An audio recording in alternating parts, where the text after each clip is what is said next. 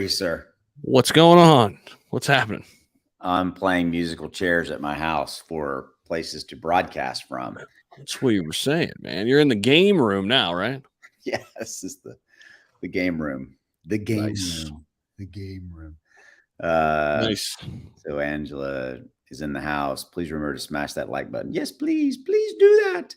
Yeah, definitely. I know a lot of people want to talk SHIB, which we're going to do for a while. And then later on, we're going to have Two-Lands Token CEO join us. But there's been a lot going on with SHIB, Austin. I mean, a lot of people are pissed a little bit with the burns. So I've been kind of hitting it head on with some videos today. Mm-hmm. There's been some good ideas surfacing. So I'm going to blindside you with some of these questions, but I don't know if we want to jump right into that. But yeah, I love being blindsided. Why not? Let's just go.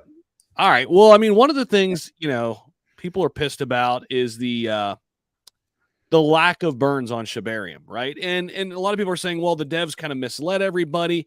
I think it's mostly just kind of we found this out based on, SHIBburn kind of creating a certain page that's showing that, we're going to need quadrillions of burns in order to get $25,000 worth of bone, which then will be shifted over into $25,000 worth of SHIB, which then will be burned. Yeah. Right. If you remember, like we covered some of these videos where the old SHIB Discord moderator, SHIB Queenie, outlined hypothetical scenarios where we could burn trillions of SHIB. Obviously, those aren't the scenarios that are playing out. So basically, we need changes either to the base fee in order to make it easier to burn SHIB. But what I really have been kind of saying, it's like, yes, like that needs to be worked out. But there's other things I think we could focus on in terms of burning more SHIB. Right. So, for example, this isn't my idea. I'm not going to take credit for it. Somebody came up with this idea. If you guys know, Volt Inu does a credit card. When you use that credit card, it burns Volt. Imagine if SHIB had something like that. A credit card that we could use. Weren't we supposed to get a credit card back in the day for it? I don't know. I maybe. I can't remember. I don't know. Look, it's weird. That might have been. Look at my neck. Look at my neck. Look. Oh yeah, it's like So it looks like I have something red, like a red light stuck in my neck. There's an LED below me. I'm sorry, but that's crazy. Look at there's these LED running around the bottom, right? There's one that runs along the bottom, but that's like I was like it's like I got a red light stuck in my neck. That's weird. Anyway, like you're going through like some crazy testing or something. It's like, why is Austin's neck red? Was he swallowed a light? Okay. Anyway, so credit card. Yep. Keep going. Sorry. Go ahead. That was the big one. And then we kind of used it as a jumping off point. Basically like insert your ideas here and let's see, what can happen. I mean, obviously we don't hold the keys to the kingdom, right? Yeah. Like you and I are just news outlets, basically what's going on. We can give our thoughts though. We can give our opinions. My opinion is certainly like, yeah, we want to burn more SHIB because, here's the thing. I don't think it's the right way to think about it in that, okay, the most important thing is to burn. Because if that's the most important thing, then what are you really building? Like, what are you really doing? Like, you know what I mean? You're not building a good blockchain anyway. If that's the only thing you're worried about is burning SHIB, you're not really building utility. And like, if we're really truly trying to go from meme coin to something legit, which I think we're in the midst of doing, we need to provide some types of utility. I think we need to get heavy into gaming. I think gaming is going to be massive. We have the opportunity to do it. I think we can make a bridge between the gaming and metaverse side, introduce burns there on the gaming side. There's a lot of different things we can do, but is burning the most important thing? Is it the only thing? No. Is it an important thing though for the price? Yes, because this supply is huge. Yeah.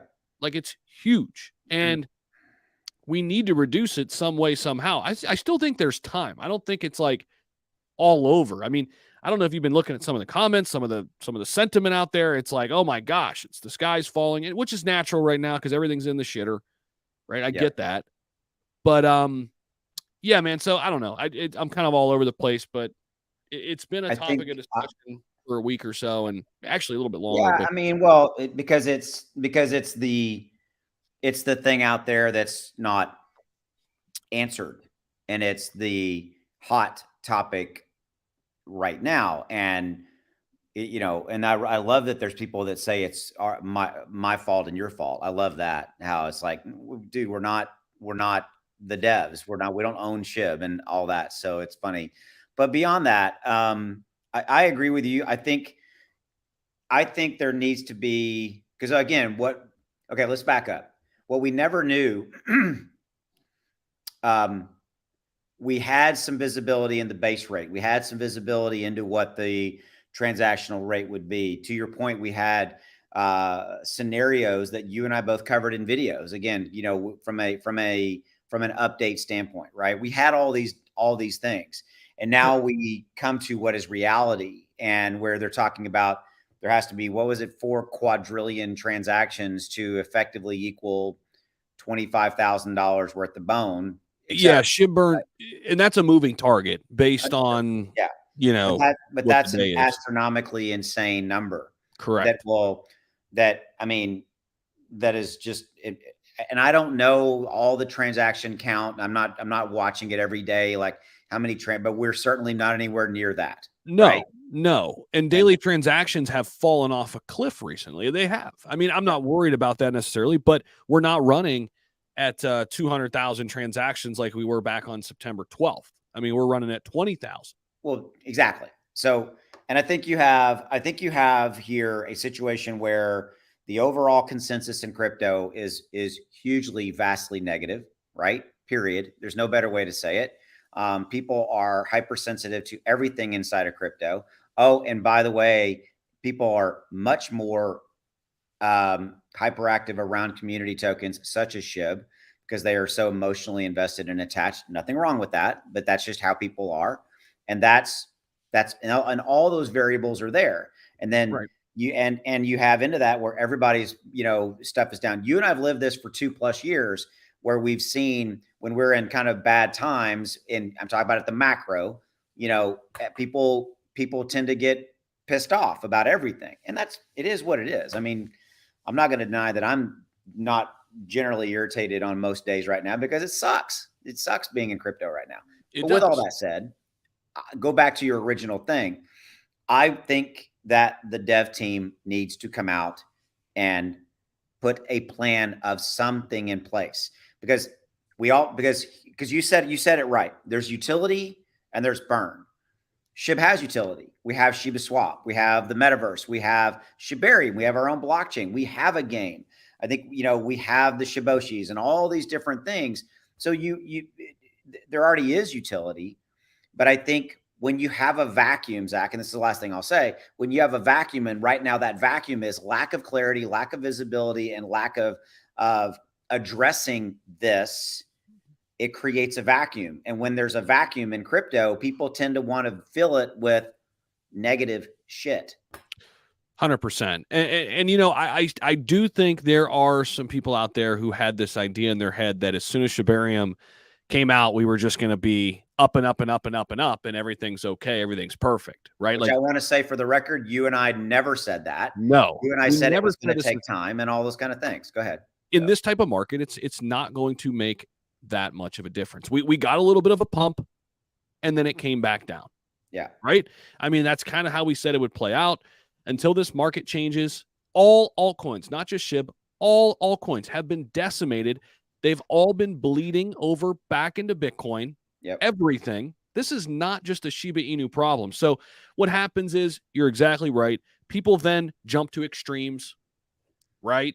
They just jump to worst possible situations, fire everybody, screw everybody. Everybody's, everybody needs to be out. Yeah. And listen, I don't think that's the answer either. Including you and I. Right. Because, we're just talking about crypto on YouTube. Yeah. But, yeah, man, it's frustrating, and it's got to be frustrating for, anybody who's a developer right now in this bear market. It's not an easy job. I don't envy anybody in that position. No. But I do think there could be more clarity. I do think there could be more done with the burns. 100%. I agree with this. But to your point, Zach, I mean, and if it's like, look, how I look at it is kind of, you don't know your reality until you know your reality. And you addressed this earlier, right? So at least come out and let's address the elephant in the room. If the original plan for how you originally were going to burn Shiba Inu associated with SHIBarium, if we were wrong, if they were wrong and how they set that up, I'm not talking about rewriting the contract, or I'm just simply saying, let's address it. Let's talk about it. And let's go, okay, you know what? We were wrong. We went left, and maybe we need to pivot and we need to go a little bit more right, or whatever, whatever metaphor you want to use. Right. But at least it needs to be addressed. Right. And I think that's fundamentally, but I will also say that if they addressed it tomorrow and they came out with a plan, okay, our plan is now this. There's a large contingent of people that will be pissed about that plan. Sure. You're right. You're right. You can't win everybody over, especially when you're talking about 1.3 million people. Yeah. Right. Who hold SHIB. I hear that 100%. But you're definitely hearing people that are pissed, right? Come out, say something, do something, put a different plan in place. Because there was a sense that this would burn a lot of SHIB. Am I wrong?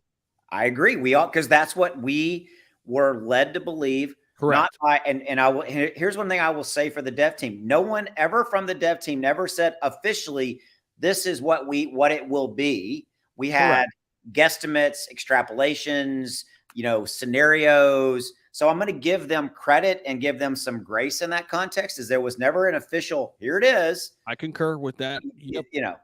And so, but I think, but a final thought, at least my final thought is, if it's broke, then let's put together something that might address fixing it.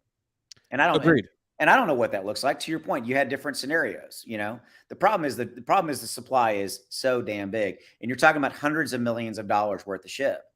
How do you effectively get rid of hundreds and hundreds and, well, more than that, Yeah. over $1 billion, really, dollars. Right. Right. And I don't think it's like one thing, like right here, click this button and it all, it's all solved. I think it's a variety of things. I think we could change the effective base rate and I don't know what that looks like logistically, right? But make it easier where we don't need 4 quadrillion. Because we're never going to reach that, Zach, to your point. Right. Agreed. Now, but here's the thing, I don't want to get stuck on this as like the only thing that we could do. I mean, and this is why I threw out the credit card idea that somebody else generated. That's the cool thing about being part of a community like this size. Like we can come up with different ideas here, and hopefully the dev team backs some of these ideas, right, and markets them with us. So I don't want to put all the onus on like the devs to figure this all out. I think they need to figure out the SHIBarium side of things, but there are other holes that could be filled too. Yeah. The only but I have around that, if you will, is that we've been doing community-based burns for a long time. And because the tokenomics, because the supply is so big, where I'm going with this, is that we needed a transactional utility burn mechanism. And that needs to be SHIBarium. I still think it's there. And I just don't know. And however that, maybe it's you raise the rate. And again, you need a transactional built into the contract, and adoption for SHIBarium will come. I think more and more. Again, nobody's doing anything because of bear market, but you need. And I'm not saying no to community. I think community is part of it. But Zach, you and I both know, we've been around this for a while. We've seen this for years. Community burns don't do a lot because of the vast supply. I'm not saying we don't do them. I'm saying that they're part of it, but we've got to have something. You need something like a slow drip, a daily drip, and that's SHIBarium on transactions. And SHIBarium and Metaverse, and that's the other thing. I'll end on this note. I keep saying this: adoption. It's about adoption. It's about all of the ecosystem components: ShibaSwap 2.0, Metaverse, all of the. And oh, by the way, hundreds of thousands of other projects launching on SHIBarium, and all that adding up. But I will end with this: it cannot be 4 quadrillion equaling $25,000 worth of money. That we will never ever get there in that scenario. Yeah, I agree. And one other point, just kind of moving away from burns a little bit. One area that I think we don't talk about enough, and I hope the dev team, and I hope, because that's all. I mean, we could just throw opinions out, right? Like we could just throw ideas out. I hope they're focused on this. I had a chance to meet William Volk out there. He's obviously heading up Shiba Eternity. That's just their first game. And I know a lot of people have some negative things to say about that. It didn't work. It flopped. guys, give them time. There's other games to be built. I hope they go and build an entire ecosystem. I hope they build a Gala Games type ecosystem. Why not? To me, that is low-hanging fruit. You've got a massive community already. You're already building a metaverse. You can collide the metaverse and gaming together, and maybe you build in burn mechanisms there, right? But I think gaming is such a huge opportunity, and we're going to talk about, kind of a gaming play later on when we have Jared joining us. But that whole side of it, man, I hope they don't lose sight of how big gaming could be, especially for an ecosystem that's already a top 20 crypto, a $4.5 billion market cap already, that hired on a guy from Activision, right? Like, they've got a lot of pieces in place already to make a big splash in gaming. And I think gaming is going to be a sector in this next bull run. We're all thinking it's coming in 2025. I think gaming is going to be huge. We scratched the surface in 2021. We remember seeing a little bit of the gaming stuff kind of come into its own, but it was still so early. Now you've got a lot of games that are ready, fully ready to go. And I think it just makes so much sense, right? Like the barriers are not that high for gaming to just be done on the blockchain primarily. Build a great game, but it's on the blockchain now, and you own, your assets in the game, right? It makes way too much sense. So I hope Shib and the team there, because again, we're just talking heads, we're just idiots on YouTube. I hope they're focused on that. I really do. Well, I think to end this, right, and I'm glad we discussed this. I think here's what I would say in defense of you and I, if you will. I mean, we're not here slamming the devs. We don't do this. We're not here slamming anybody. I think this is we're part of the community. We are SHIB holders. We happen to have a little bit louder voice because we have the platform. Thank you, by the way. And let's have it. Let's begin a dialogue. I think that's really fundamentally what we're saying. Let's be part of the solution, not the problem. Yeah. I mean, I don't want to. What are we going to do? We're gonna go around and talk shit about everybody and wow. That doesn't do anything. Yeah. Let's collectively come together. I think we can't lose sight of like what built SHIB in the first place. What built SHIB in the first place? It was a bunch of people coming together. Yeah, absolutely. That's what it was. We had nothing. We had no utility. Yeah. There's. Oh yeah, believe me, I remember those days. Yeah. Somebody's saying you look. What is this? You look more healthier. Thank you, real healthier. I'm dropped the A. And do I look healthier? Did I look bad for a while, Zach? Did I look like I was sickly there for a while? Maybe. No, I don't think so, man. But they're saying, you're looking good, man. You working out? I've lost some weight. Yeah, I'm trying to lose some pounds and all that. So that's good, man. I came back from the gym this afternoon too. Got a sauna session in. Nice. All right, let's take a look. We got a few more minutes for the Two-Land guys will get with us. So let's take a look. Zach, if you want to pull up your screen too, I'll throw it to you. Yeah, I got it. Got it up here. Regular. Oh, wait, here. I got to share it with you, huh? Yeah. We'll take a trip around the blockchain, if you will. Bone's been pumping. I saw somebody mention that. So yeah, we'll lead with that. I guess it's up 6%. So that's good. Back up to 83 cents. And you can see a little spike there. Highest we've been here in the last. I wonder why it's moving like this. 7 days. You kind of wonder like what's going on. Why is it moving? Why is that bad boy moving up? I think, if you look at it, it's been consolidating for a while. Buyers and sellers have kind of met in the middle. I think, you know what I mean? Since it's come down, it's just been kind of trending sideways, low volume. So might be just, hey, we're getting some volume in and it's buy pressure, so that's good. I mean, I haven't seen any news. I could be missing something. I don't know. Did anybody hear anything of that? Somebody dropped. I haven't been online since earlier this morning. So somebody drop if there's an announcement going on around Bone or anything like that. I just wanted to, sorry, I stopped sharing. I just wanted to share my whole window and not just the tab. There we go.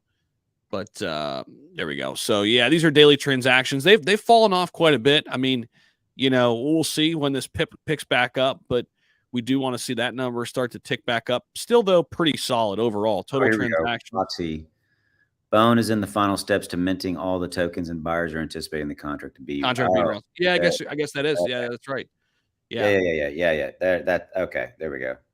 Yep. That makes sense. Okay. Yeah, and this article did come out earlier. I forgot about this. I haven't made a video about this. Bone marks 1,300% on-chain increase after progress update. So yeah, that's probably it. Good call, Foxy. That's probably exactly what's going on. Minting Bone almost completed. There it is. Makes sense. That does, yeah. So that's good. 91,000 holders of Bone. That's the other thing with Bone, man. We're not yet listed on the big exchanges. There's still a lot of room for growth there. I still own it. I'm not selling it. I'm still owning it. I own a lot of it. I do too. I do too, and I like where we got in. We started accumulating back in June, I think, where it was like 68 cents, if I remember correctly, somewhere in there. So I'm cool with that. In terms of other things happening, let's see some of the top news. Elon teasing next big X update. I still think Doge is a sleeping giant because of Elon, and simply just Elon. Like the fact that he loves it, I just Dogecoin is a sleeper in my opinion, just because of that. What he's going to do with that platform, I don't know, but we know he's going to get into finance. We know he's getting into the finance world with it. I mean, he's getting any state that he can get. What's the word I'm looking for? Not accredited. Oh shoot, you know what I'm talking about. Yep, I know what you're talking about. It's in here actually. Here we go. The vision includes integrating financial services like payments and banking directly into the platform. To facilitate this, X has obtained money transfer licenses in several. There it is. Money transfer licenses in several U.S. states, including Arizona, Missouri, and Georgia. That's interesting, man. I mean, he's trying to create the everything app, and part of that is crypto payments. Yeah, I mean, he's gonna execute on it. I mean, he's gonna change it all. I mean, I think that's fundamentally what it comes down to. Yeah, and that's good for. I think that's good for Dogecoin for sure, but it's probably good for, Bitcoin, Ethereum, some of the top cryptos, maybe even SHIB, right? Could be options there. So, what do you think? What do you think about Saylor and MicroStrategy buying another $147 million worth of Bitcoin? It just goes to show you how bullish that guy is on Bitcoin. I mean, his philosophy too, I agree with, dude. If anything else, Bitcoin's a store of value. That's the way he looks at it. He's like during these crazy times where you're just losing your ass by holding money in banks and due to inflation. I mean, so what do you? Okay, so let me ask in a follow up then. I mean, so they bought that. Call it 26,000 is what their strike price was per Bitcoin, right? For 147 million plus or whatever. That's the most recent. Yeah. So, but part of that acquisition tells me that they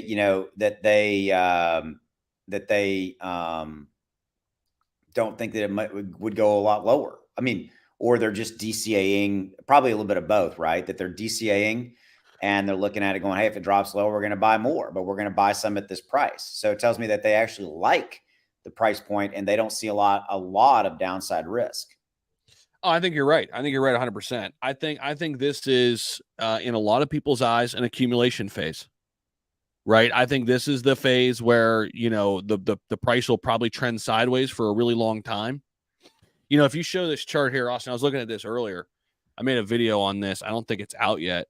But this is the weekly Bitcoin chart. First off, just look at the weekly Bitcoin chart. Yeah. I mean, you want to feel better about yourself and feel better about investing in crypto. Zoom the hell out. Don't look at the 2 hour, look at the weekly. Yeah. This is the weekly dating back to 2011. Yeah. Okay. I mean, it just looks like a freaking moonshot. Well, because it is. There's never been a better performing asset than Bitcoin in the last 12 years. It's not even close. But I mean, right in here, we had the bull run of 2019, right, where we came up from 3,600 all the way up to about 13,000. We came back up a little bit, right? But really, I mean, this was kind of where it started. We came back down, back up, and then we kind of just traded sideways for a while, like right in here. You can kind of like see the similarities building here. Like after this top that we had back in 2017 didn't last very long, right? And then we had a double little top, consolidated, and then we actually continued up. It kind of looks like this phase right here. See this? Like just this sideways, boring action, not much going on. Kind of looks like That's where we're at right now with Bitcoin. I mean, and we could, see a further decline a little bit back into 20,000. We've talked about that before, but I mean, again, like even if it came down, guys, to like 16, 17,000 again, when you really zoom out here, it's not a big deal. Like it really isn't. You know what I mean? Like, okay, we come back down to this level right here. Like, is it really that big of a deal when we sit here and look at this and like, by 2025, we're somewhere freaking up here at 130,000 or whatever? Like, well, and that kind of brings me to something I know you've been talking about and we've both been talking about in videos. And you got two major things, right? You got the Bitcoin ETF, all that stuff out there, and you have the Bitcoin halving in May. And one thing I've been saying, and poke holes in this, right? So one thing I've been saying in my videos is that there's one thing that pretty much the bears and the bulls agree on, and it's the fact that Bitcoin will go to 100,000 plus in and around the halving. And which is a pretty profound statement if you think about it. It's a whole, Austin, you're smoking crack there, or yeah, okay, I think that's true as well. What's your two? Because that goes to your point of if we go to 15,000 in the grand scheme of things, buy more, worst case, and I think that's kind of the worst case risk here. But everybody, even the bears, the staunchest bear agrees it's going to go to north of 100 to 120.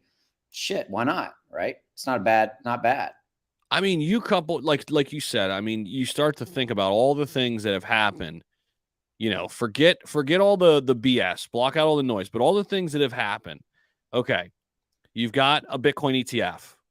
Everybody's filing for it. Eventually, it's going to be approved. Pretty much everybody thinks that right now.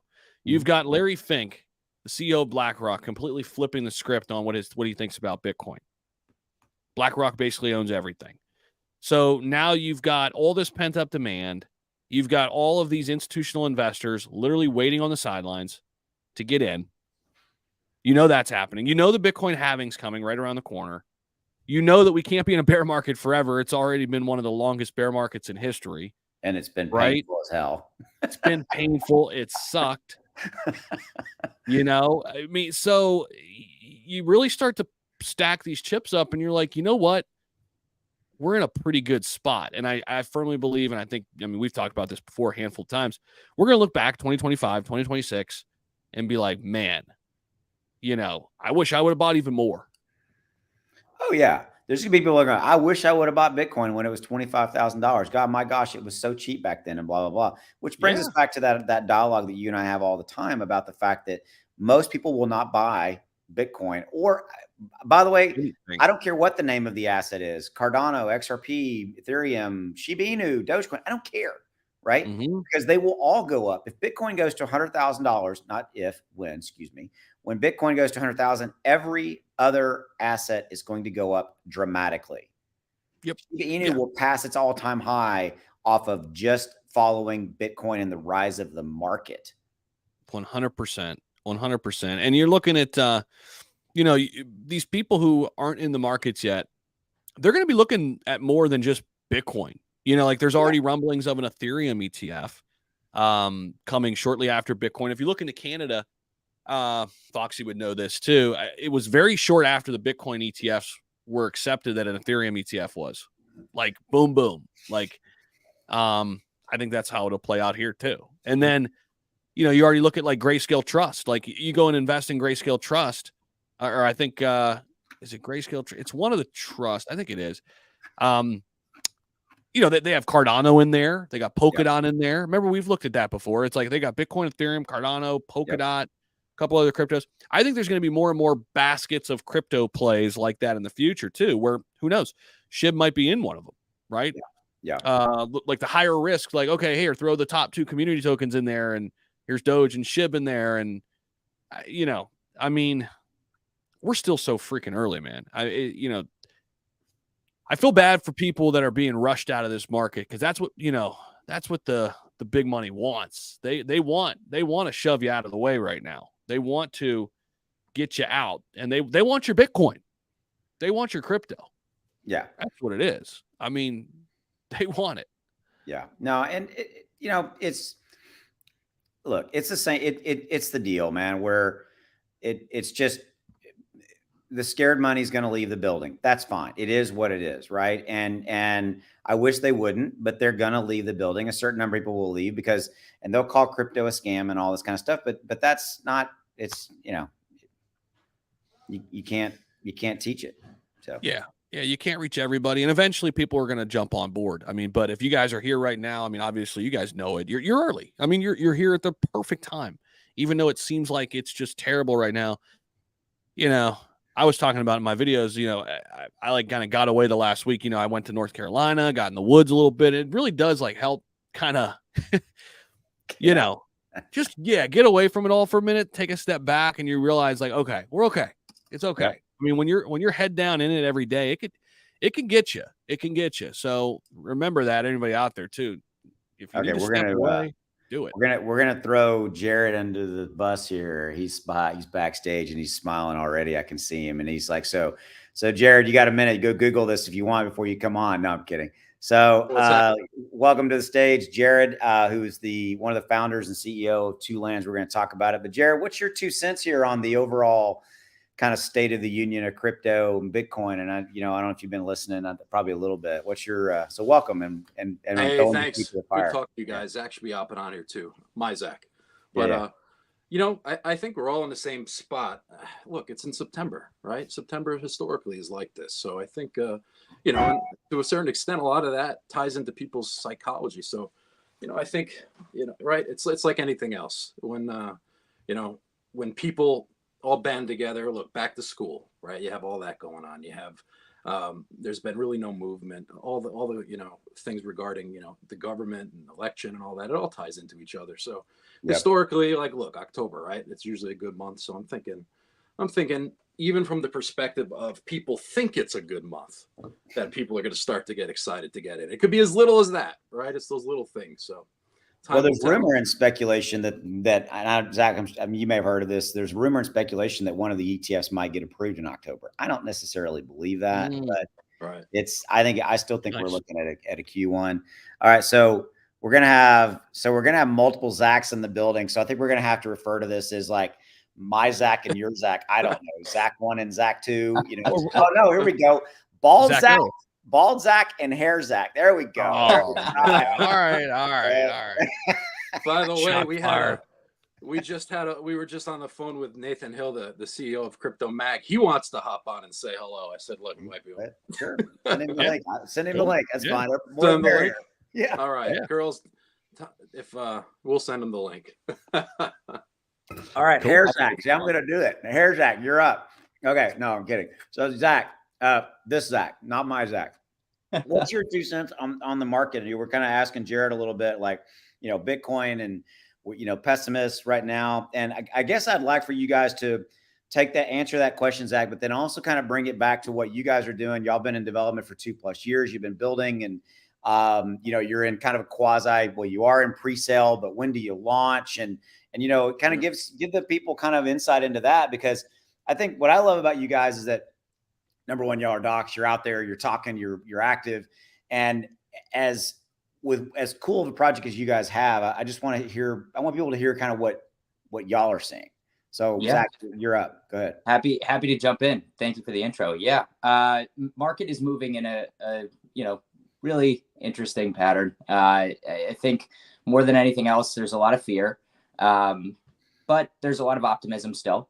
And ultimately, for the last 2 years, we've been building, and we're not alone. There are tons and tons of amazing projects out there that have been taking this time to just consolidate their power base, build their community, really build out their product suite, and develop something meaningful, whether it's infrastructurally or, like us, kind of from an entertainment perspective. Getting people onboarded into this crypto arena is going to take a lot of different strings being pulled at the same time. And I think ultimately what we're going to see is the sentiment start to turn again. You're already watching some altcoins start to pop a little bit, and there is a lot of good movement. It's just not exactly what people expect or really look for right away. Most people want to make money, and there is something out there for those that are a little bit more skeptical right now. But at the same time, there's a lot that's gonna, I think, require some other variables being thrown into the mix. So like Jared had talked about, some macro movements. I think the war is certainly something that pulls on people's heartstrings and draws a lot of attention. We've got the election cycle coming up. There's a lot going on, and so it's hard to stay focused on any one thing at a time. And once that does change a little bit, and once we do see a lot more attention back on crypto, it's just a wave, and it's fun to ride. Yeah, I mean, I think for you guys, you've been building for 2 years. It's not something y'all just decided to show up last month. And I know I want to get into this and tell everybody what you guys been doing, because you guys got a lot. And maybe Zach, if you want, pull up their website. I'm having to go into dark mode because of my glasses here, and plus I got weird lighting, and I've been kicked out of my office yet again. This is the game room, by the way, so I got weird lighting in here. There you go. I got LEDs flashing. Highly professional here, right? Okay. So I got this there. Anyway, but I think that it's got to be tough because y'all have so many different facets to what you're doing, and yet you are ultimately building, again, a fantastic project, but yet you're also at the kind of the mercy of this overriding, bear market we've been living in, now for, again, almost 2 years. So that's just there, Yeah. And so I think our frustration for you guys is probably, for us, is probably times 10, 100 for you guys. Come on, we just want to go. Yeah, I mean, we were originally going to launch this project last December 21st on the winter solstice, and we in talking with Tony Drummond, our lead advisor at the time, and also Cryptex Marketing, it just wasn't the time, and we just were able to kind of take a step back and continue our build. And we're not in a rush, Yeah.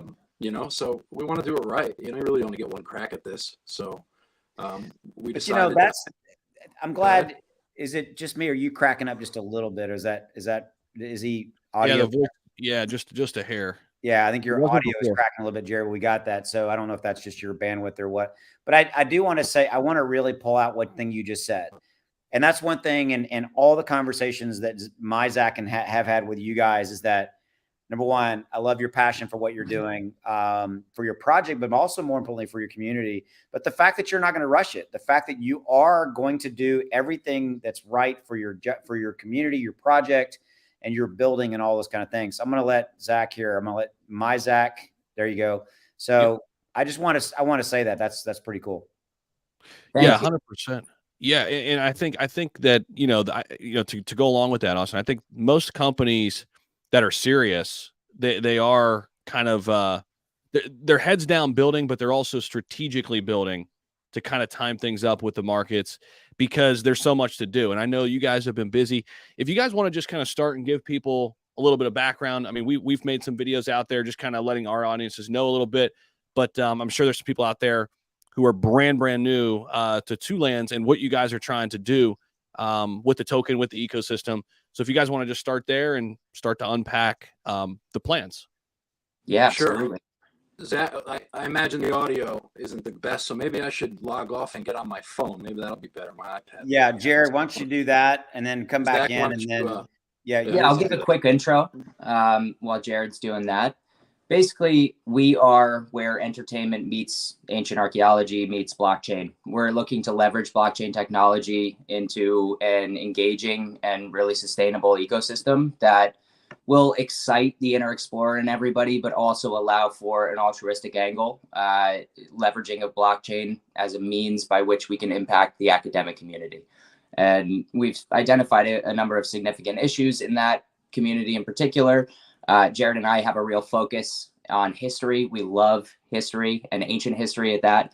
And one of those, areas that tends not to get a lot of focus or mainstream attention these days is that which is buried in the past. There is so much focus on new advancements, new technology, the space race, all of the billionaires getting up into the clouds, but there is so much being done on the ground as well. And there's so much left uncovered. So part of what we're doing is we're leveraging a bunch of different games. We're building out some cool NFTs.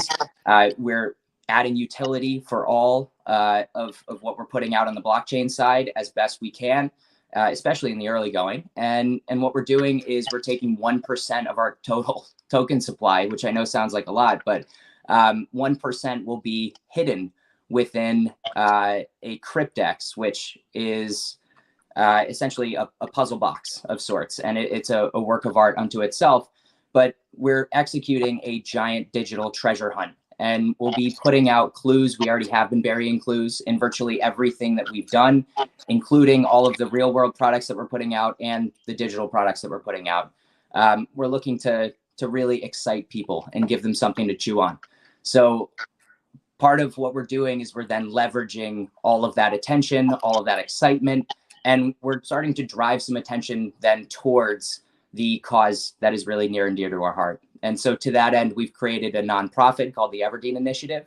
It's a registered 501c3 here in the United States, and we'll be executing donations through our ecosystem. Every little facet that we build out, we'll take a portion of the proceeds and we'll be donating it towards a number of really exciting archaeological endeavors. And that's kind of the nuts and bolts of it. So if you guys have any, questions about any of those individual facets, we do have a couple of different real world products that we're going to be building out. But first and foremost, we're releasing a beer. Jared and I had a number of thoughts, but we really like the angle of beer. Ancient Egyptians used to live on beer and bread when they were building the pyramids. So it was something that kind of piqued our interest, especially considering our backgrounds in the restaurant industry. We do have a lot of leverage there. And we put together a really awesome IPA that I actually got to taste today. We just canned it. Yeah, we'll be sending you some, Zach. Absolutely, man. Nice. Yeah, we literally just came from the brewery. It goes out for distribution in the state of New York on Thursday. So super excited about that. But yeah. Yep. But that's the high level overview. Do you guys have any particular questions? Because I'm happy to jump into anything. I know it's a lot kind of all at once normally. So I'll leave it in your hands in that regard. I guess one thing I'll jump in and say, because we've had people, so obviously we have people coming in all the time here, right? So this is Zach and Jared, the co-founders of Two Lands. That's what you see up on the screen. If you're watching this on Zach's channel or on my channel, we're dual live streaming this. There's a link in the description below. If you guys want to check it out, they are in a pre-sale scenario right now. And that link in the description will take you to this page, either channel you're watching. So I do want to talk about this here in a minute, guys, the pre-sale that you're in. Yeah, right there, Zach, stop there. That's a really great, let's just call it what it is. What's in it for me? Graph that I think that what Jared and Zach have done a good job of, giving you guys some very strong benefit around, if you do want to get involved in the pre-sale. So there you go. So there's a link in the description below. You guys check it out. You can either pay with crypto, you can pay with credit card. If you go back up, Zach, on that page, there's a link to where it'll link out to right there. Yeah. It links out to the website. Yep. So you can go buy with a credit card there. And again, that's really the business part of it. I think what I love about what you guys did. So Zach, thank you. The beer, when's the game coming out? Give me that. Yeah. So the game was actually just accepted to the App Store yesterday. Okay. So which was great news. First rub too, which is nice because a lot of time passed on the first initial. So we're just going to make some more tweaks to it. And we're going to roll out, a date probably in the next few weeks. We just want to make sure it's perfect and fun. Yeah, we're going to be doing some limited beta testing, and we want to get a number of our private sale members and those that are already in the community an early access look, as well as get some feedback. So, yeah. We actually have already had some guys playing it, and it seems to be going over pretty well. So we're pretty excited about that. And there are clues buried within it to our treasure hunt, to our riddle. So there would be reason for you to keep going, right? So, yeah, and I do want to come back to that. And Zach, you did a great job of kind of explaining what the Cryptex was, but I kind of believe in, hammering things into the ground for a little bit. So here's what I want to reiterate around that. What these guys are doing, they built the Cryptex, which if you ever saw that, I'm going to get it right. The movie's called The Da Vinci Code. Yes. Like the fourth time I finally remember the damn movie. So, the Cryptex thing that was in that movie, which was cool. That whole little puzzle box that had the little things on it. So they've had one built by the guy who built the one for the movie, right? Yep. Yeah. Okay. Yeah. So they had this Cryptex built. Inside of it, there's a piece of paper, effectively, right? That just basically has a wallet address and on that wallet address is stored 1% of your guys' circulation, which at launch would be effectively worth $50,000 at launch. Yes. And then as the value of the token goes up, could be worth, well, obviously millions as the value. If everything goes as planned with crypto going up and all that stuff, will be worth millions one day. So I think that's cool. Not to mention anybody doing an online digital treasure hunt. Yeah, go ahead. Absolutely. And quick thing to jump in with, the other thing I like to mention is that there is a minimum number of holders or a minimum number of tokens that you need to hold in order to be a part of the treasure hunt. So bar is very low. It's not going to be a lot. It should be pennies, essentially now for most people. But as the token price continues to rise, that bar will go up. And the value of the treasure will also go up. So the risk reward there is significant. Yeah, if you think of it from even the perspective of if post-launch it does a 4x, that's a $200,000 reward. Yeah, right, it's real money. And we wanted to be able to inspire people to get off their couch, or they can still, it's an online search, so they can still be on their couch, but, stop scrolling through all the social media and actually learn and, kind of want to solve a riddle. It's going to be a 24-line cryptic riddle that's released. And then the riddle's very hard. It's esoteric. And with that riddle, we're bearing clues to help solve that riddle kind of throughout our ecosystem from day one. So that's essentially how it's going to, And not even just our ecosystem. That's part of the beauty of making partnerships. We are lucky enough to have a fantastic partner in TCG World Metaverse. These guys are building an incredible thing. It's a massive open world metaverse that they've put together. They have a WebGL version as well, which is a 1 square kilometer open format city in which you can essentially run around Grand Theft Auto style. They've developed some gameplay. They have a Dragon Bible out. Go check them out if you care to.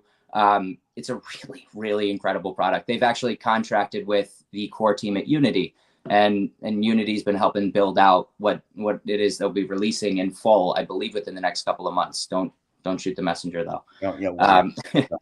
So we're very lucky to be able to implement a lot of our IP into their world, and part of that is the treasure hunt. So we like to have, our footprint everywhere, as those, marketing guys like to say.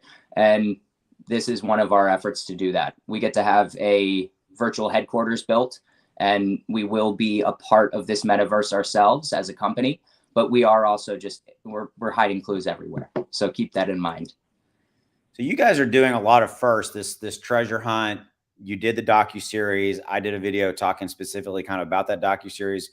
So Talk about what was the reasoning behind you guys wanted to do? I mean, I know you addressed it and talked about it in the docu-series a little bit, but why did you guys do that?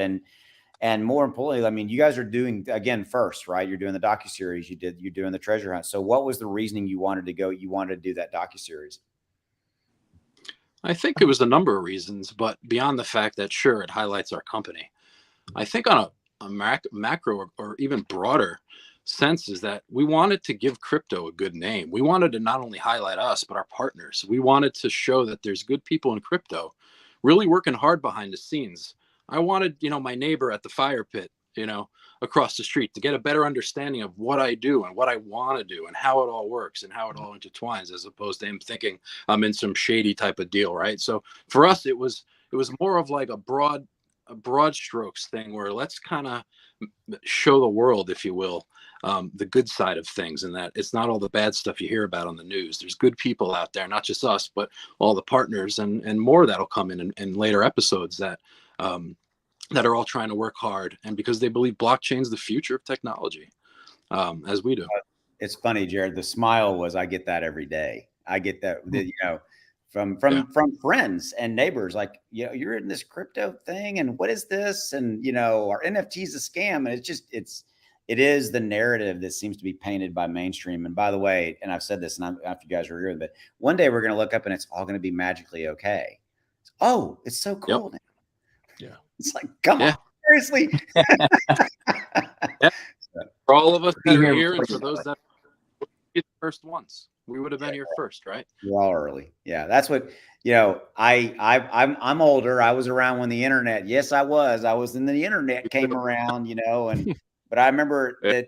I remember vividly. I had an automotive parts business, and I was calling up manufacturers to try to get them to sell to us, and their first question was, "Oh, you're selling on the internet? That's not going to last." I'm like, "You're going to be out of business in about 2 years or 3 years." So it's similar but the same, right? There's always this barrier to something that's new and fundamentally challenging and different. So anyway, absolutely. Yeah, and that's another good point to make about why it was that we were doing that docu-series. The pilot is really meant to be almost a first in the space. We wanted to dox to the highest degree.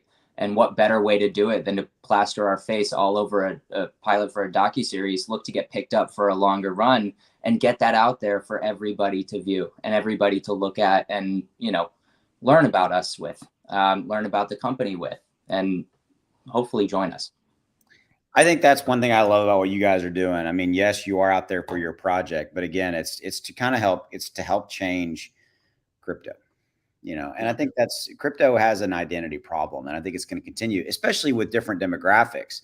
Mine, it's, mid to late 40s and 50s. Zach's, it's, bald-headed people in their 30s. Oh, I'm sorry. I had to do it.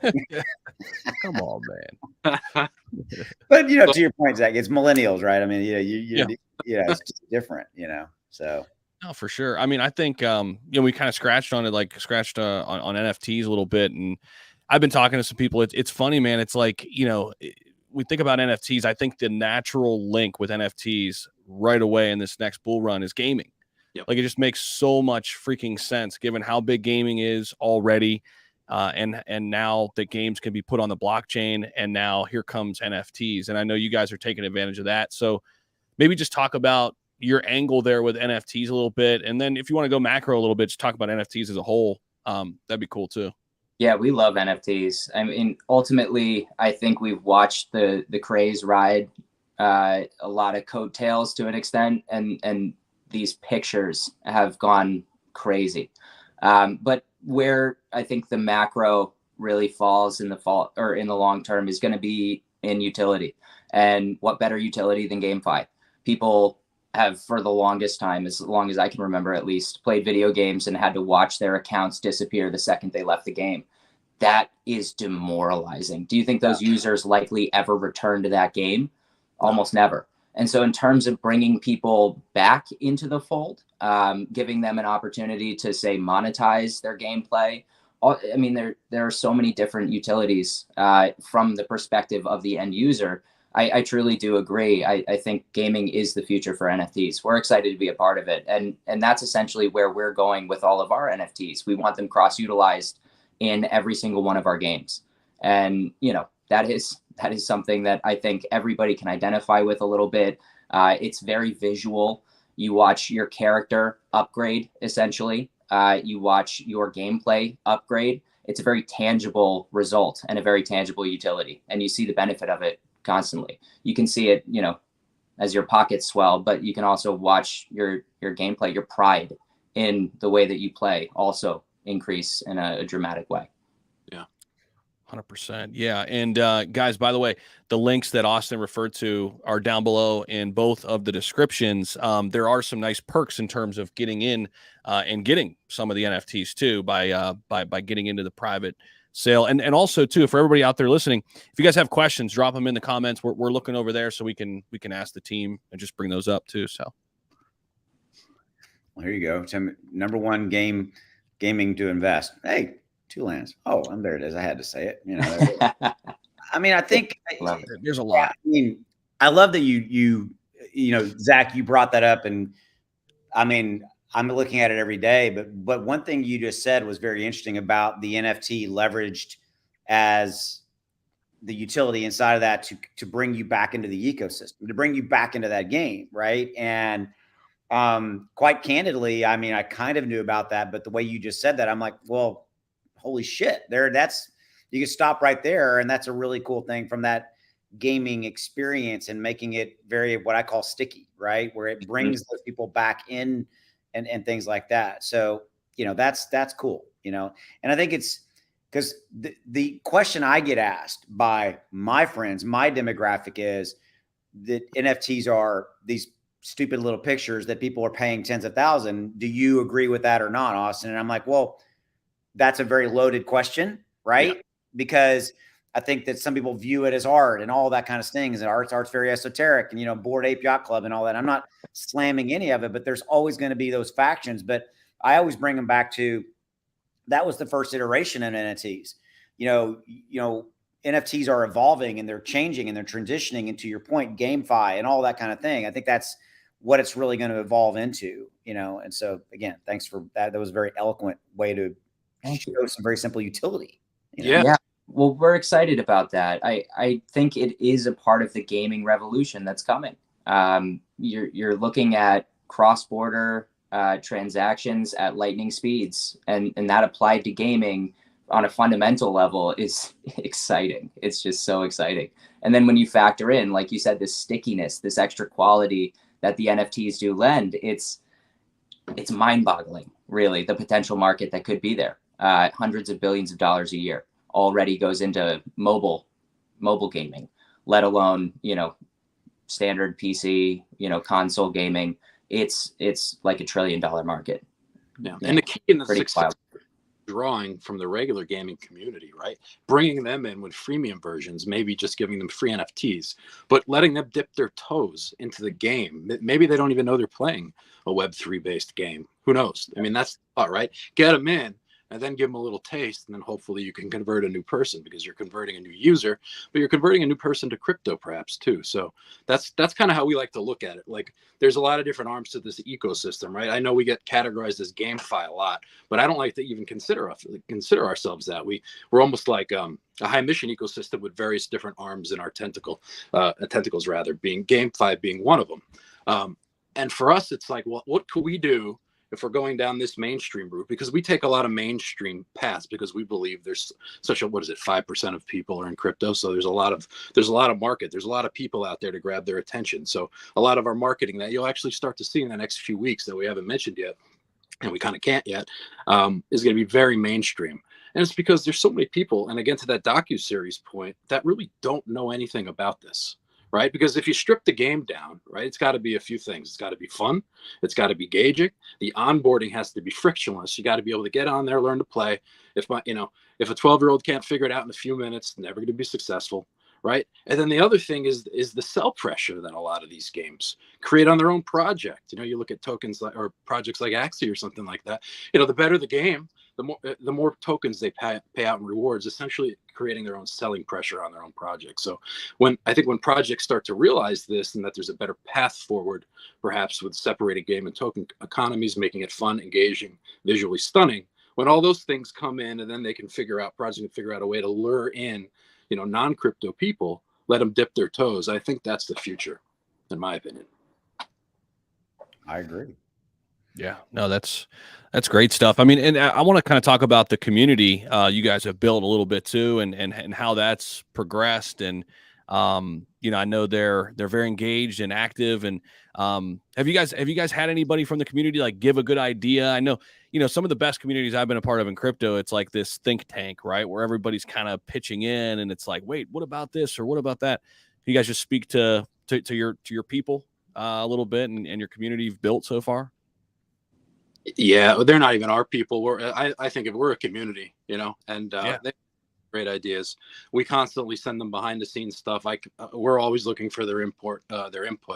It's very important. We all don't know everything, right? And people have great ideas. So yeah, we're all ears for that kind of stuff, especially with what we're doing that has so many different facets. You know, it's great to hear people and their opinions, you know, the good and the bad. Yep. And I think, you know, one of the most recent examples of that comes to mind is the icon actually that's going to be featured on Google Play and iOS when we release our first game was decided upon by the community. We like to, you know, create a couple of options, run a poll, see what people give us in terms of feedback, and see what people like the best. And in this case, it was cool that we had a ton of alignment on this. We were a little split between two options, but you know, that icon that's going to be featured was picked out by our community, and in a way designed by our community. A lot of what we do is informed, actually pretty much everything we do is informed by what it is they want and what they say and what the market is asking for. Really? That's cool. I didn't know that. Yeah. So I have a completely random question to throw at you, and you'll love this one. So is that my Zach? We lost Jared. My Zach. So I'm going to throw this at you, Zach. So I'm going to set the stage. I went on a fishing trip this last weekend with 4 or 5 other dads and our kids, and we were down in South Texas and all this stuff. And a subject that came up was the pyramids. Okay, and the subject that came up was, well, there was beers involved, so I'll say that up front, but did aliens build them? And from the engineering perspective, there's no way that humans could have, all the precision and how big these blocks were. And, and I was just literally sitting there. There was 2 of my buddies where, just getting into it, and very, very strong beliefs. So this is I'm throwing you into the deep end of the pool. What's y'all's opinion? Were the pyramids aliens? I love it. This has nothing to do with your projects. I'm going down this rabbit hole, and so go. All right. I want, because here's what I'm asking before you answer, because you guys are into this, your history, and so I'm curious what you guys think. So there you go. I believe that there is so much about that ancient history that we don't know. In terms of what I know to be true, I think more and more is coming out almost as the months go by. Recently, even they found a new voided space in the Great Pyramid at Giza.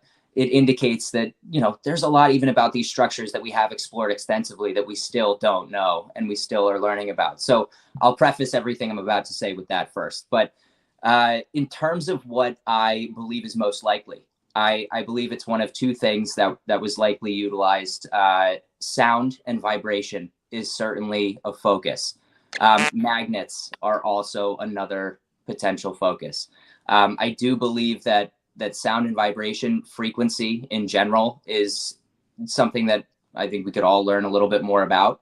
But the way that it is a fundamental building block in terms of understanding quantum mechanics, and granted, I know very little, on much more than a basic technical perspective, or from a basic technical perspective, but sound and frequency can be used to shatter glass if you match pitch. Things like that illustrate different possibilities is, I guess, the best and more simple way I can put it. I do think that is possible, that ancient cultures did have an understanding for the ways of the universe in perhaps more ways than we understand them to. Wow, I wasn't expecting you to go there, man. Yeah, go ahead. No, I was going to say, I'm not saying it's aliens, but it's aliens, right? Georgia Tsoukalos. Yeah. Don't look behind the curtain. Yeah, I guess. Yeah. I sat on a round table with him many years ago at Columbia University. And then somewhere like the Graham Hancocks of the world, who I've also had the opportunity to meet. So I've been in this scene, guys, for many, many years. This has been, but anyways, we don't know, to Zach's point, there's so much out there that we can't explain. There's pyramids still being found, right. Ley lines that connect perhaps everything all over the world. And, even Rock Kim, one of our partnerships, one of the most appealing things for him to join this project was the fact that he believes the pyramids were made by sound vibration. In fact, with one of the initiatives that we're trying to help raise funding for, with getting a robot in the pyramid, he just wants to make sure that there's some way to measure. In fact, one of the things Zach and I were talking about today, and because we're starting to put together an idea or some ideas for our metaverse build for TCG, we were just like, oh, wouldn't it be cool? Well, we want to maybe give Rakim a music studio in there, but wouldn't it be cool if the music studio was in a pyramid that levitates off the ground and there's music constantly playing? Nice. That's cool. Who knows? I mean, that's the real answer. Who knows? None of us know. I mean, and that's alpha right there, man. Yeah. But if we can lend our part, do whatever we can, and even there's one little something out there that we help discover, we'd be happy. So that's kind of the perspective, because the funding's gone and there's a lot of exciting stuff out there, and there's so much we don't know. Yeah. Well, I'm glad I asked the question, because it was to see 2 of my buddies just go after it for an hour. I'm like, what the shit, man? It was cool, Anyway, that's part of why we think we've found something here. It strikes a nerve with people. it's our origin story in a lot of ways. It kind of shakes at your roots. It digs at your religious ties and affiliations. It digs at, a lot of what people find to be core to their essence, and it's worth a conversation.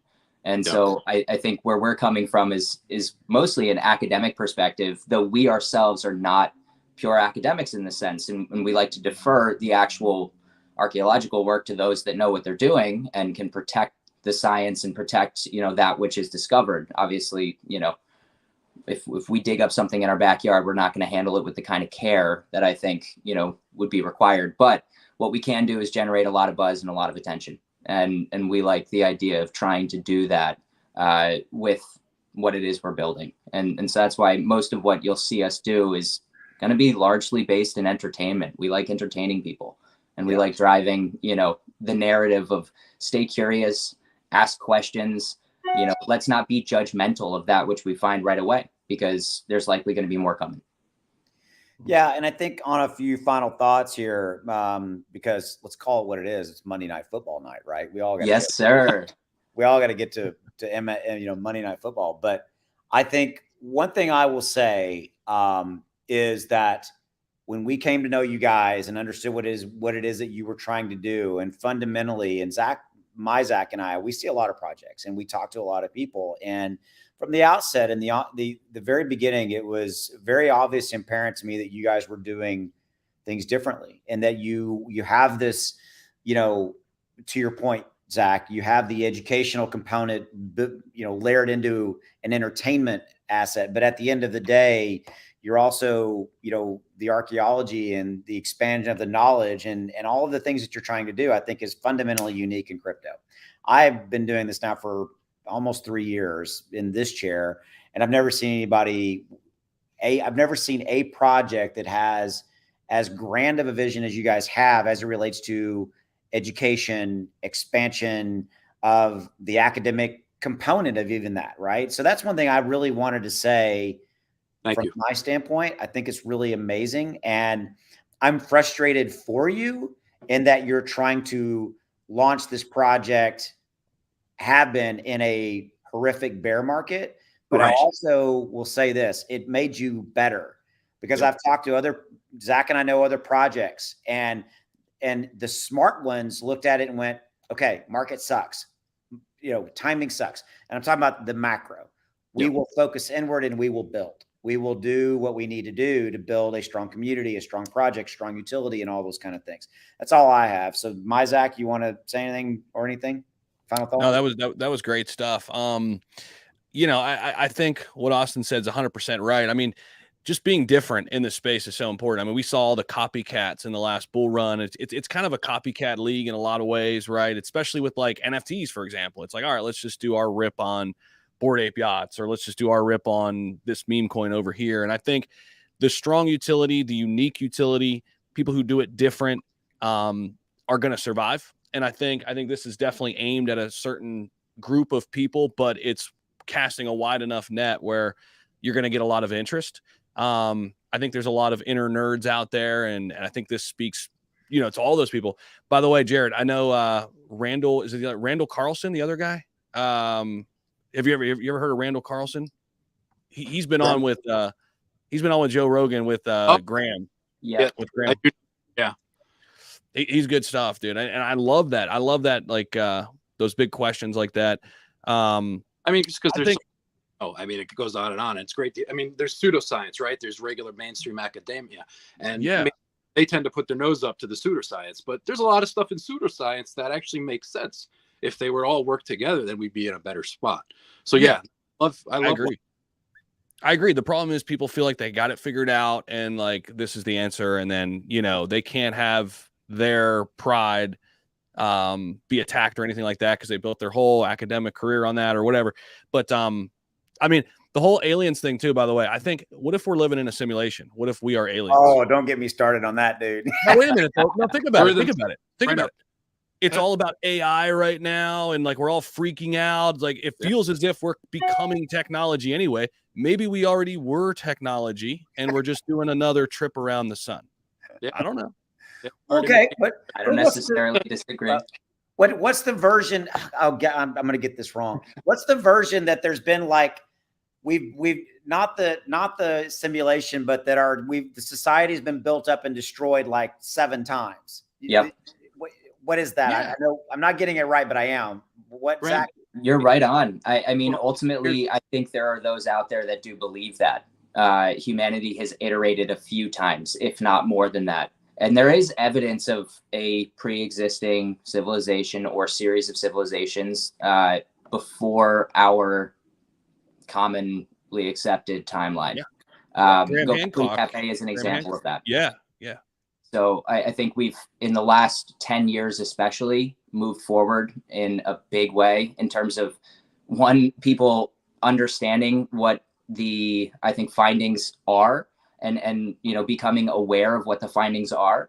And then second, it's being adopted a little bit more within the mainstream academic community, which is also important because they're the ones who help push the narrative. So I think you're looking at a site, Göbekli Tepe is over 14,000 years old. And we're looking at what is likely more than one site. Actually, they know it to be more than one site. It is likely that it was intentionally buried. And as to why, we're not necessarily sure, but there were a lot of caves discovered, entire regions in, I believe, Turkey and a couple of others. Listen to this, what they found. That, I mean, I could go on for days, but it is to your point about Graham Hancock, his show Ancient Apocalypse, right? So, which is a great show for any of you guys that are into that kind of stuff. I really highly recommend it on Netflix. But in season 1, one of the guys we're actually working with is a guy by the name of Marco Vagato, and he's on season 1. He's also been in Ancient Aliens, but he's on episode 1 of Graham's show. And what they just found down in Oaxaca, Mexico, they call it the real temple, the real temple of Doom in Mexico. Basically, they found, and we're helping to raise some funding for them, is under an old missionary church, under the altar, literally through sonar and lidar, they found tons of tunnels going down as far as 65 feet deep. And it actually just started this week, the second scanning. So I'm hoping to get down there at some this fall, but it's called the ARCS project, and it's we have some stuff on our website about it, and we're going to be releasing our nonprofit just got approved, right? It took months from the IRS. The paperwork just came back last week, so we wanted to put our money where our mouth is with a true 501c3. So that website should be up and running in about a week or so, and we're going to try and clap some eyeballs and help what we really put our money where our mouth is. Really try to. It's a perfect example of some of the amazing archaeology that's being done once we now get to implement a lot of this new technology. LiDAR and sonar has come a long way in the last 15, 20 years. In terms of the way that we can implement it, it's come even further. And so it's really about getting those tools into the hands of the people that know how to use them and can make the biggest impact. And that's part of where we fit in. Yep. I love it. I love that we went down some shit. holes, man. This has been awesome. Yeah. All right. So let me throw this back up. So we've had some questions. So guys, there's a link in the description below. If you're watching on Zach's channel, he's got the same link. If you're watching on my channel, there's a link down here. It basically takes you to this Google Doc. So you can either, if you're interested in getting involved in the pre-sale, which they are again in right now, and we're going to be in for a little bit longer, obviously, just kind of market conditions, etc. Everything's laid out here. I'm not going to dissect everything here. There's a link description. Go read it. You can get in with either crypto or this link right here. You can see it'll click on a website. It'll take you to their website. You can somewhere right here. There it is. And again, I'm in blackout mode on because I'm getting the glare back. So this y'all's website looks a lot better if I changed, like to this. Like, woohoo! There we go. All right, so you get my point. Okay. Austin, if I could add something real quick, by getting in today, if you guys do want to get in today, you're getting in at a 25% discount from launch price as well. Yep. So that's a nice perk. Yeah. So, and real quickly, Jared, I'll let you talk in a minute, but real quickly, like right here, great. What's in it for me? Everything's here, everything that you need. So Jared, go ahead. I think that was you, Jared. Right? Just so everyone knows, this is scheduled to end in 36 hours. All right. Wednesday, 11 a.m. UTC time before it goes to public pre-sale. So if you're wanting to get in, that's when I would certainly get in sooner than later. Just so you know, it's a 25% discount, meaning when we launch publicly, it'll be at a $5 million valuation. So you're getting in a much better price, more tokens, and all these incentives, which are fantastic, as well as no buy tax. Right, so we'll have a 5% buy tax when we launch. So yeah, and Boca was asking that earlier, Jared. So I'm glad you brought that up. So if you buy in pre-sale, no 5% buy tax, right? Correct. Public launch or public pre-sale, if you will, you buy a 5% buy. No, that'll be a $4 million valuation though. So okay, yeah. Okay, yeah. Final thoughts. Your Zach, anything you want to add? Sounds so weird. Your Zach, my Zach. I always like to end with a quick note of gratitude. Gratitude to you guys for hosting us. Thank you so much for having us. This was fun. It was a great little discussion. Always a good time chatting with you. But then thank you to everybody that's showed up and stuck around and listened. Really. Oh my God, I just got him. Nathan Hill from. He's like, I'm here. I saw it in the private chat. He said he's a StreamYard virgin, but loving what he's hearing. Well, you know what? What we ought to do? We ought to do just one talking about the whole history thing. I think that's a real interesting scenario. You know, I mean, that's just, you know, like, let's talk about something. Doesn't always have to be crypto. I mean, but the history thing is cool. Zach, I wasn't aware. Full disclosure, I've not dug into it as much, right? With all of how the pyramids were built and moved and all. It hasn't really, but it's cool. You know, it's all conjecture too. That's the best part about it. You know, right now there's clean slate for anybody that's getting in. Nobody's wrong right now because nobody's right. We don't actually know. Yeah. Well, so fun with it. I love the discussion. Thank you. Go ahead, because we all like to pay homage to the ancients. One thing that we do, we don't talk about it much because we haven't in a while because there's so many other things going on. But we do have what we call the sacrificial moon burn. And how this is going to work is for 12 consecutive months post-launch. So after we launch, every month on the full moon of that month, when the full moon hits the top of the pyramid in Giza, we have a smart contract that's going to execute a burn to the minute, to the second. Hell yeah. That's cool as shit. And it's a small burn. So, you know, we don't love the idea of lighting our own tokens on fire, but reducing the total supply is not necessarily the worst thing. And, you know, for those that are getting in early, yeah, you do stand to benefit just a little bit. We'll see if that moves the chart, but it's more of a sacrificial thing. You know, we wanted to pay homage. Okay, I'm not laughing at you, Jared. What I was literally laughing at, I could just see the dev sitting there going, "You mean to do what? What? The thing too, I had to give them every single date, literally. And we also had NFTs made. We may or may not, we may redo them, but we had NFT because there's like the moon phase. There's like the corn. We have NFTs for each particular different ones, and we'll probably do new ones. We haven't decided yet, but point is we had to give them because we didn't know when we were going to launch. We had to give them dates ranging out for like literally to the minute to the second for the next 2 years. Where do you go to get that information? Like an almanac? An almanac? I mean, where do you get that info? So you can, obviously it's out there. Yeah. On the Google, I guess. On the Google thing. On the Google.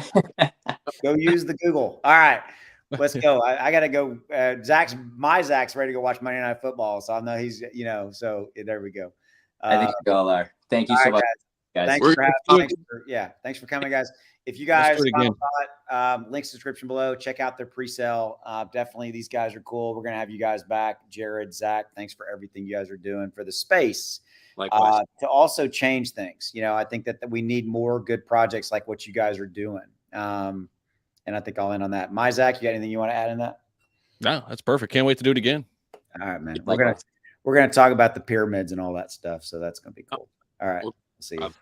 Guys, thank you. Really appreciate it.